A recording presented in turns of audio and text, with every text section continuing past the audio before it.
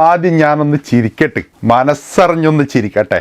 കാരണം നിങ്ങളെ മക്കളെയൊക്കെ ഇവനെ കണ്ടിട്ട് പഠിക്കാൻ വേണ്ടിയിട്ട് വിടും. നല്ലതാ. കുറേ ഉമ്മമാരുണ്ട് ഇവൻ ഫോൺ വിളിക്കുന്ന സമയത്തൊക്കെ, ഓ തൊപ്പി തൊപ്പി തൊപ്പിയാണോ, അതെ എൻ്റെ മകൻ പറയാറുണ്ട് അങ്ങനെയൊക്കെയെന്ന് പറഞ്ഞിട്ട് ഇവനെ ഫോളോ ചെയ്യാൻ വിടും. നിങ്ങൾ മൊബൈൽ വാങ്ങിച്ചു കൊടുക്കൂ. എല്ലാം കൊടുത്തിട്ട് നിങ്ങൾ ആരെയും ഫോളോ ചെയ്യരുത്.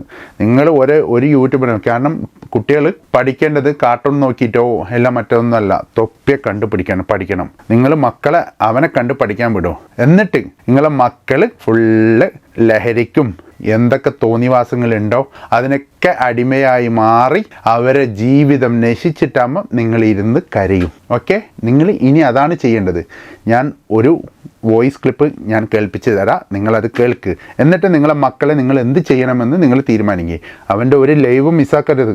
എല്ലാവരും കറക്റ്റായിട്ട് വാച്ച് ചെയ്യണം. കുട്ടികളെ കൊണ്ട് എല്ലാവരോടും പറയണം, തൊപ്പിയുടെ ഒരു ലൈവും മിസ് ചെയ്യരുത്, എല്ലാവരും കാണണം എന്ന് പറയണം.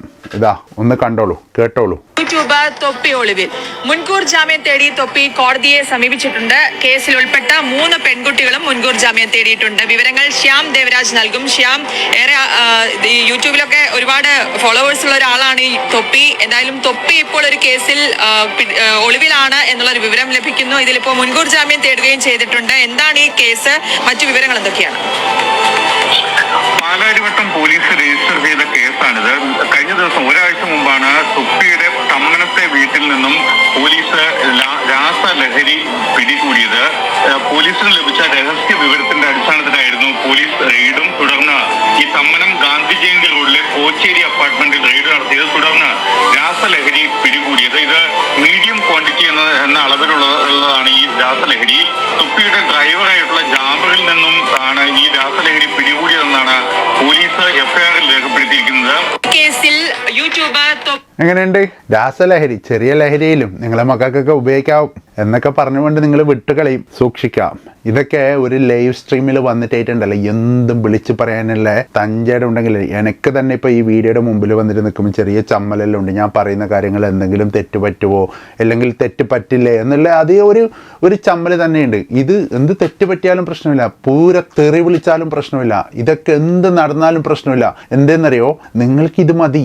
അവനെ അങ്ങനെ വിളിക്കുന്ന ആളെയാണ് വേണ്ടത്. അങ്ങനെ വിളിക്കണമെങ്കിൽ അവനിക്ക് എന്തെങ്കിലും ഉള്ളിൽ കയറണം. അതിൽ തന്നെ പല ആൾക്കാർ കുട്ടികളാ വന്നിട്ട് പറയുന്നത് കഞ്ചാവാണോടോ എന്ന്. പല കുട്ടികളും വന്നിട്ടായിട്ട് അതിൽ കമൻ്റ് ഇടുന്നത്. അപ്പം അവൻ പറയുന്നത് ആടാ അതാടാ ഇതാടാ എന്നൊക്കെ പറഞ്ഞിട്ടായിട്ട് ചീത്ത വിളിക്കുക ചെയ്യുന്നത്. അപ്പോൾ നിങ്ങളെ മക്കളെ ഇതന്നെ നോക്കിക്കണം. നിങ്ങൾക്ക് മക്കളെ ഇവനെ കണ്ട് ഫോളോ ചെയ്ത് പഠിപ്പിച്ചിട്ട് ലാസ്റ്റ് നിങ്ങൾക്ക് ഇത് തന്നെ കിട്ടണം. ലാസ്റ്റ് നിങ്ങൾക്കെതിരെ മക്കൾ വരുമ്പോൾ നിങ്ങൾക്ക് മനസ്സിലാവും. ഇതിനപ്പുറം എനിക്ക് പറയാൻ വേറെ വാക്കുകളില്ല.